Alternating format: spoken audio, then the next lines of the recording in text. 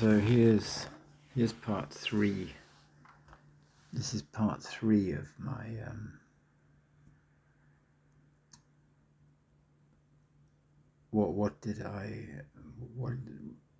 how this blog post worked, because the next part of it was I discovered this Isaac Asimov.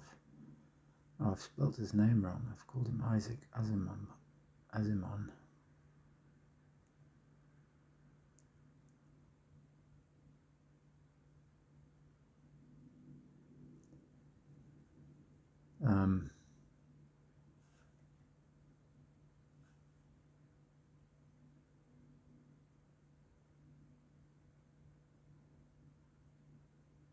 I'll just play it, I suppose, but I don't want to get a copyright problem. But basically, when I wrote that stuff about the foundation, I had a vague memory in my mind that somebody had written a series of books called The Foundation, and I might have attached it to Isaac Asimov, but I knew nothing about it. I hadn't read it, and I knew very little of Isaac Asimov's writing, apart from the I, Robot.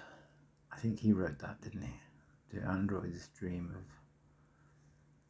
Electric Sheep. Is that what I, Robot was based on? Am I getting it mixed up with something else? Anyway, I don't think I'd read that either. But it's uncanny how much of what he says in this interview connects with what I wrote about, that stuff I wrote about the foundation, which was pure rap. I was just making it up.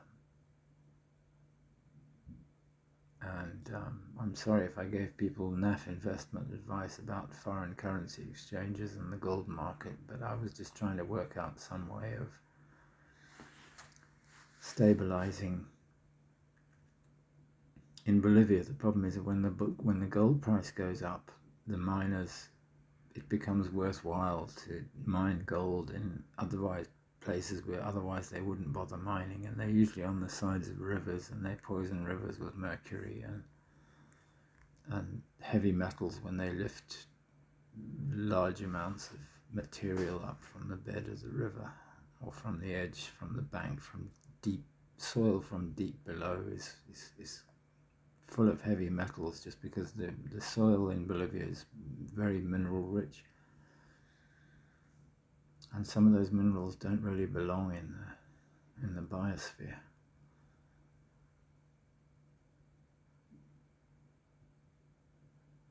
So my idea is about trying to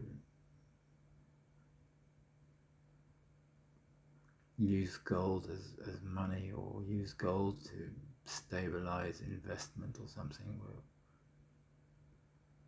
kind of wrong-headed.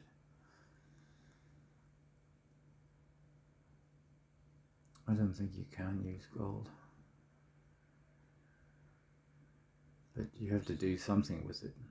And the best ideas I had was either use it to bury nuclear waste in subsea trenches or subduction zones, or bury it in mines. Just take it all and stack it in the mine where you dug it out of, and shut it up and then leave it there.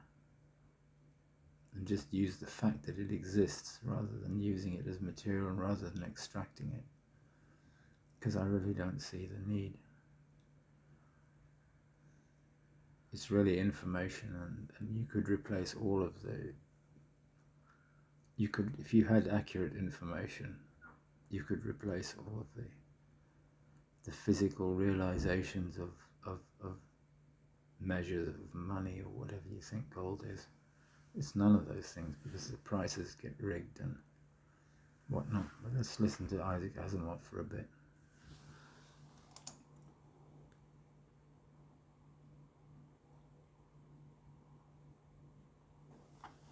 The population explosion. The fact that right now the population of the globe is over 4 billion. You've said that if it's over 5 billion. Over 5 billion, yes. You've said if it continues at its 2% growth rate a year, it'll be what in another? Well, actually, it's down to 1.6%, but with a higher population, it's the same amount in actual numbers, 80 million a year. So that, by the year 2000, it's going to be perhaps 6.5 billion. That's just 12 years from now. Yes, it's going up very fast. How many people do you think the Earth is able to sustain? But you can't just say to a woman, don't have children. Well, it's not so much that. It's so many people are saying have children. There is such a pro-natalist attitude in the world.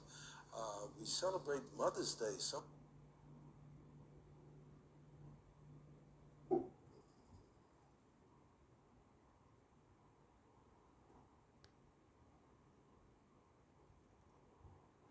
Oh, wow. Enthusiastically. We say, may all your troubles be little ones. We celebrate additional children. I feel sometimes that if we'd only stop pushing for children, that somehow there would be fewer of them. Why did you say that the price of survival is the equality of women? Because if women have full ability to enter into all facets of the human condition, if they can enter business, if they can enter religion, science, government on an equal basis with men, they will be so busy that they won't feel as necessary to have a great many children.